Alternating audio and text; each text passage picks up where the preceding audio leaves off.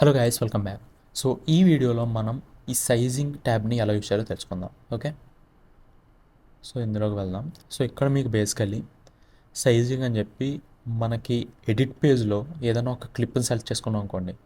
So మీకు ఇక్కడ ఇన్స్పెక్టర్లో so ఈ వాల్యూస్ వస్తాయి కదా, సో ట్రాన్స్ఫార్మ్, సో అవే మీకు మోస్ట్లీ ఇక్కడ కనిపిస్తాయి. ఓకే, సో దీన్ని సెట్ చేసుకుని సో ఫుటేజ్ని pan, tilt, zoom, rotate, so ఇటువంటివన్నీ కూడా చేసుకోవచ్చు. ఓకే, అండ్ అలాగే ఇందులో కూడా మనకు డిఫరెంట్ టైప్స్ ఉంటాయి. ఓకే, సో ఫస్ట్దేమో ఎడిట్ సైజింగ్. సో ఇది సేమ్ ఇందా మనం చూసింది ఒకటే. సో ఇక్కడ మనం చేసిన చేంజెస్ అన్నీ కూడా ఓకే. సో మనకు ఇప్పుడు ఎడిట్ పేజ్లోకి వెళ్తే సో ఇక్కడ కూడా మీకు రిఫ్లెక్ట్ అవుతాయి. ఓకే, సో రొటేషన్ యాంగిల్ ఇవన్నీ కూడా చేంజ్ అయ్యాయి. వేరాజ్ ఇలా కాకుండా సో అదే ఇన్పుట్ సైజింగ్లో మనం ఇక్కడ చేంజెస్ చేసాం అనుకోండి.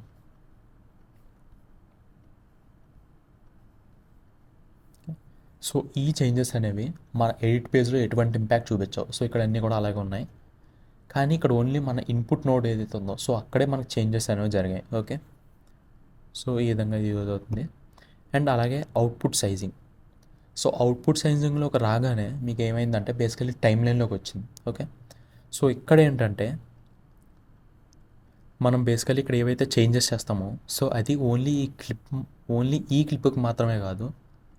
సో మన టైం లైన్లో ఇంకా ఎడిషనల్ క్లిప్స్ ఏవైనా ఉన్నాయనుకోండి, సో వాటికి కూడా ఈ చేంజెస్ అనేవి అప్లై అవుతాయి. ఓకే,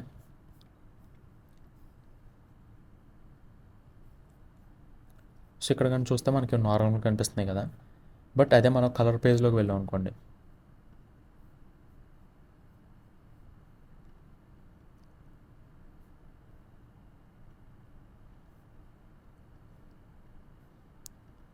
సో అవుట్పుట్ సైజింగ్లో వస్తాం అండ్ దెన్ ఇప్పుడు ఇవన్నీ చేంజెస్ చేస్తాం అనుకోండి.